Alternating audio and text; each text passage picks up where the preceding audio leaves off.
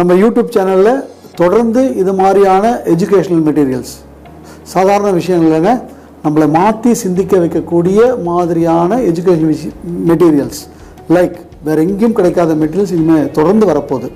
So இது தொடர்ந்து உங்களை வந்து அடையணும். ஸோ உங்களுக்கு தொடர்ந்து பயனடையணும். ஸோ அதனால் தயவுசெய்து இதை சப்ஸ்கிரைப் பண்ணுங்கள், உங்கள் நண்பர்களுக்கெல்லாம் ஷேர் பண்ணுங்கள். நாம் எப்பவும் தொடர்ந்து பேசிக்கிட்டே இருப்போம். உங்கள் வாழ்க்கையில் நிச்சயமாக ஒரு மறுமலர்ச்சி ஏற்படணும்னு நான் கடவுளை hello friends, RS Rajan again. மறுபடியும் இந்த யூடியூப் சேனல் வழியாக உங்களை சந்திக்கிறதுல ரொம்ப ரொம்ப மகிழ்ச்சி அடைகிறேன்.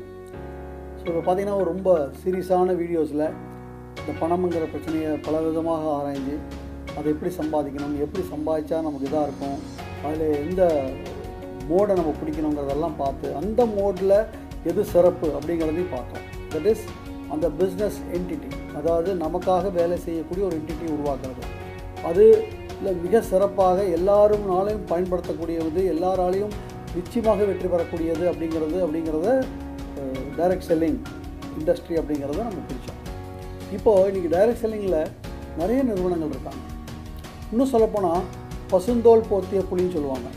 அந்த மாதிரி டைரக்ட் செல்லிங் சொல்லிட்டு டைரக்ட் செல்லிங்கே இல்லாமல் திரிகிறவங்களும் நிறைய பேர் இருக்காங்க. ஸோ இதை நாம் முதல்ல கண்டுபிடிக்கணும். முதல்ல இந்த பசுந்தோல் பூர்த்திய புலிகளை சரியாக அடையாளம் காணணும். இல்லாட்டி நம்ம பணத்துக்கு மாத்திரமில்ல, நம்ம உழைப்புக்கும் பிரளயம், அடுத்து நம்ம பேருக்கும் பிரளயம். ஸோ இது எப்படி கண்டுபிடிக்கிறது? ஸோ முதல் உதாரணம் அப்படிங்கிறத விட இதே மாதிரி விஷயங்கள் அமெரிக்காவில் நடக்கும்போது கூட அங்கேயும் இதே மாதிரி அந்த கவர்மெண்ட் வந்து இந்த மாதிரி தவறுதலாக பயன்படுத்தக்கூடிய இந்த அப்படியே கம்ப்ளீட் இந்த டைரக்ட் செல்லிங் நெட்வொர்க் மார்க்கெட்டிங்காக பேன் பண்ணியிருந்தாங்க. பட் ரியலாக வியாபாரம் செஞ்சவங்க கோர்ட்டில் போய் வாதிட்டு இது ரியல் பிஸ்னஸ் தாங்கிறத ப்ரூவ் பண்ணி இப்போது டைரக்ட் செல்லிங்னா என்ன அப்படிங்கிறத அந்த ஃபெடரல் கோர்ட் வந்து தீர்ப்புடுச்சு. அதனுடைய உதாரணம் தான் உங்கள் முன்னாடி சொல்கிறேன். முதல் விஷயம், நம்ம ஒரு டைரக்ட் செல்லிங்கா அல்லது அவங்க பசுந்தோல் பொத்திய புலியா அப்படின்னு பார்க்குறதுக்கு முதல்ல நம்ம கையாள வேண்டிய ஒரு சின்ன விஷயம், ஒரு சின்ன கேள்வி.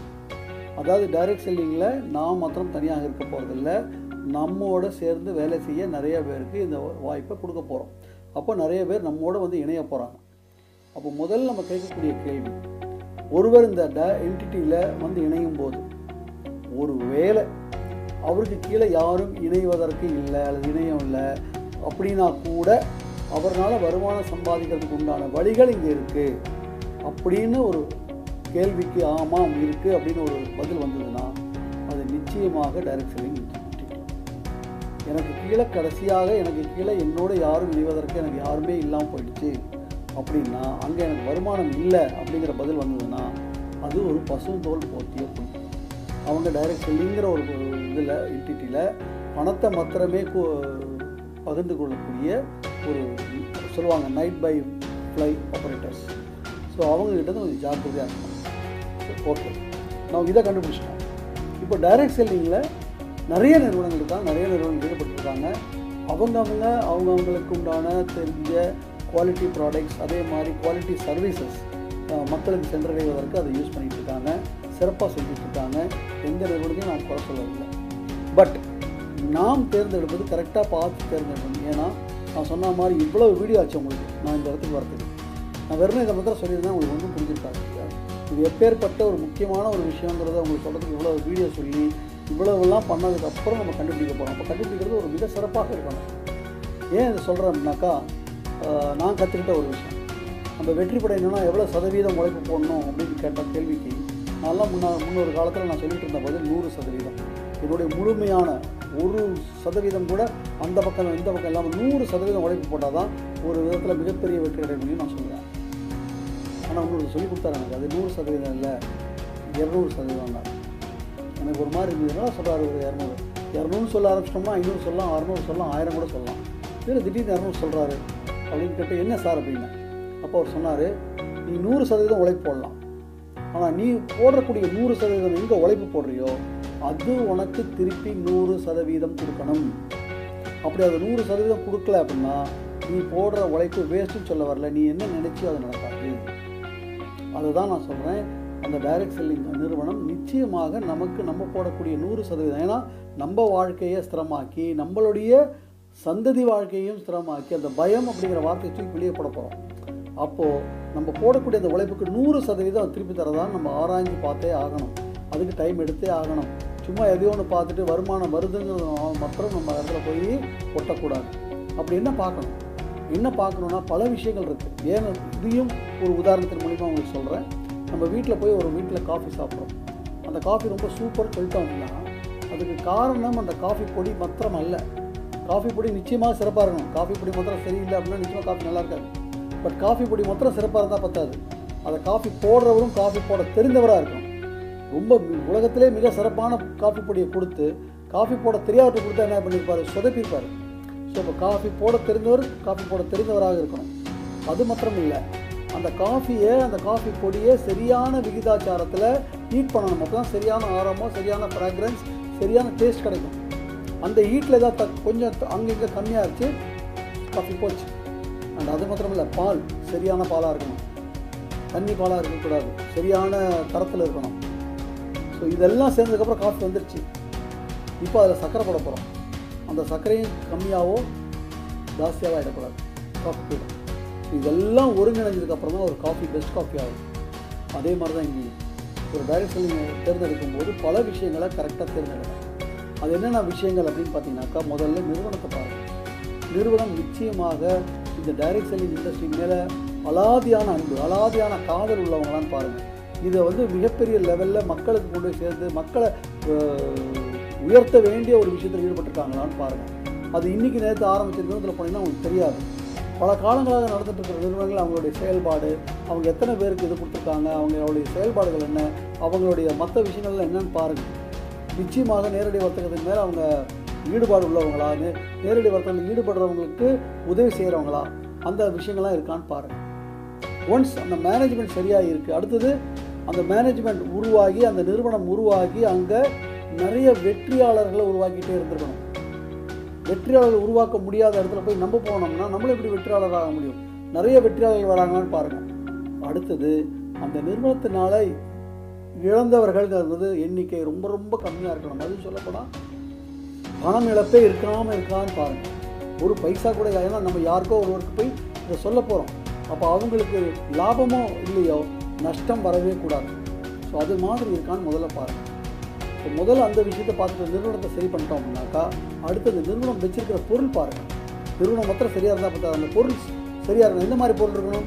எல்லாருக்கும் தேவையான பொருளாக இருக்கும், யாருக்கோ தேவையான பொருளாக இருக்கக்கூடாது. அதே மாதிரி அந்த பொருள் எல்லாருக்கும் தேவை, ஆனால் தெரியல, அந்த அவங்களுக்கு தேவைங்கிறத நம்ம தான் போய் சுட்டி காட்டணுங்கிறது இருக்கக்கூடாது. ஏன்னா இதில் ஈடுபடுறவர்கள் வெறும் சாதாரண சாமானிய மக்கள். அவர்களால் எப்படி போய் சொல்ல முடியும்? அப்போ அவர்களுக்கு எப்படி பயிற்சிக்கு வருவாங்க?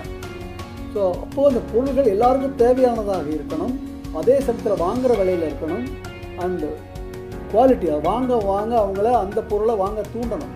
ஏன்னா இந்த பொருள்கள் எல்லா கடையிலும் கிடைக்க போவதில்லை.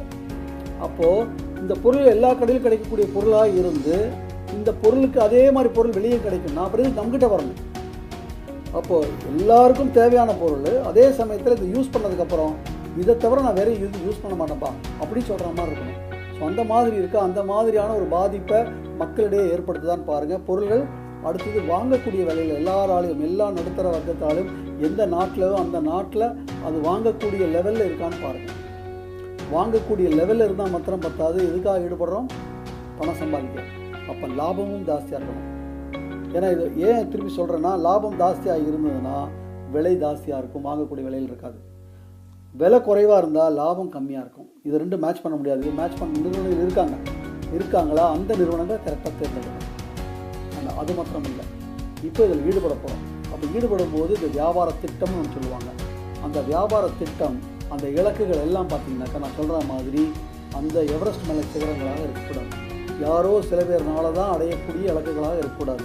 அந்த இலக்குகள் எல்லாராலையும் அடையக்கூடியதாக, ஈவன் சாதாரண நடுத்தர வர்க்க மக்கள், ஆவரேஜ் பீப்புள் அடையக்கூடியதாக இருக்கணும். அது மாதிரி நிறைய பேர் அடைஞ்சிருக்காங்களான்னு பாருங்கள். பிளான் அந்த மாதிரி இருக்கா, சறுக்காத பிளானான்னு பாருங்கள். 3. 4வது மிக முக்கியமான விஷயம், அதன் மூலியமாக சறுக்காத பிளான் தான் ஈஸியாக பண்ண முடியும். ஆனால் வருமானம் ரொம்ப ரொம்ப கம்மியாக இருக்கும். என்ன லெவல் பெரிய லெவல் போனாலும் நமக்கு வருமானம் கொஞ்சம் கம்மியாக தான் இருக்கும் அப்படின்னா அது நமக்கு பிரயோஜனம் இல்லை. ஸோ வருமானமும் யாராலும் நம்ப முடியாத லெவலுக்கு வருமானம் வரக்கூடிய ஒரு திட்டத்தை வச்சுருக்காங்களா, பே அவுட் கொடுத்துருக்காங்களான்னு பாருங்கள். இது எல்லாத்துக்கும் மேலாக அங்கே ஒரு சிஸ்டம் இருக்கணும். அதாவது நம்ம எதுக்காக வந்திருக்கோம்? நாம் இனிமேல் உழைக்க வேண்டும்னு அவசியம் இல்லை. மற்றவங்களோட வரக்கூடிய அப்போ அங்கே ஒரு பியூட்டிஃபுல் சிஸ்டம் இருக்கும். யார் வந்தாலும் இதை சரியாக step 1 step 2 step 3 step 4 follow பண்ணும்போது அந்த மாதிரி ஒரு சிஸ்டம் உருவாகும். அதன் மூலியமாக நமக்காக உழைக்கக்கூடிய ஒரு பெரிய விஷயம் வரும். அப்படின்னா தான் அந்த சிஸ்டம் நமக்கு மாத்திரமல்ல, நம்ம சந்ததிக்கு போயிட்டே இருக்கும். ஸோ அந்த மாதிரி ஒரு சிஸ்டம் இருக்காங்க.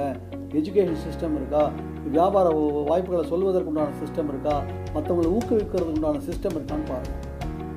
இது எல்லாம் முடிஞ்சதுக்கப்புறம் கடைசியாக ஒரு விஷயம் இருக்குது. நம்ம எங்கே சேர போகிறோம்? அந்த குழுவில் யாருக்கிட்டன்னு பார்க்காதீங்க. அந்த குழுவில் இருக்கக்கூடிய தலைமை நம்மளை கையை பிடிச்சி எல்லா விஷயத்தையும் எடுத்துகிட்டு போகிறவங்களா இருக்காங்களா?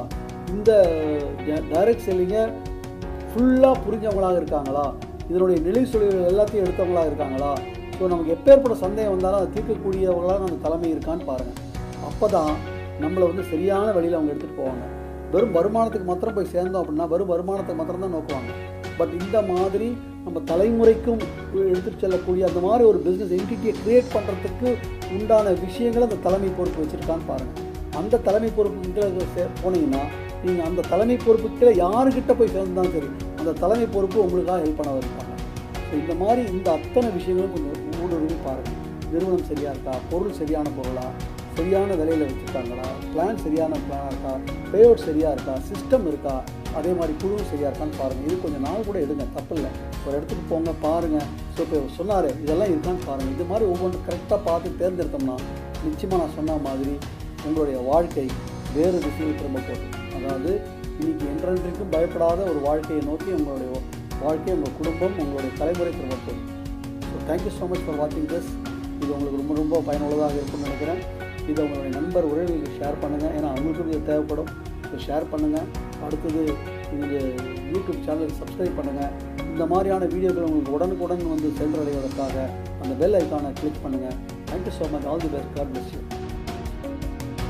நம்ம யூடியூப் சேனலில் தொடர்ந்து இது மாதிரியான எஜுகேஷ்னல் மெட்டீரியல்ஸ், சாதாரண விஷயங்கள்ங்க, நம்மளை மாற்றி சிந்திக்க வைக்கக்கூடிய மாதிரியான எஜுகேஷன் மெட்டீரியல்ஸ் லைக் வேறு எங்கேயும் கிடைக்காத மெட்டீரியல்ஸ் இனிமேல் தொடர்ந்து வரப்போகுது. ஸோ இது தொடர்ந்து உங்களை அடையணும். ஸோ உங்களுக்கு தொடர்ந்து பயனடையணும். ஸோ அதனால் தயவுசெய்து இதை சப்ஸ்கிரைப் பண்ணுங்கள், உங்கள் நண்பர்களுக்கெல்லாம் ஷேர் பண்ணுங்கள். நாம் எப்பவும் தொடர்ந்து பேசிக்கிட்டே இருப்போம்.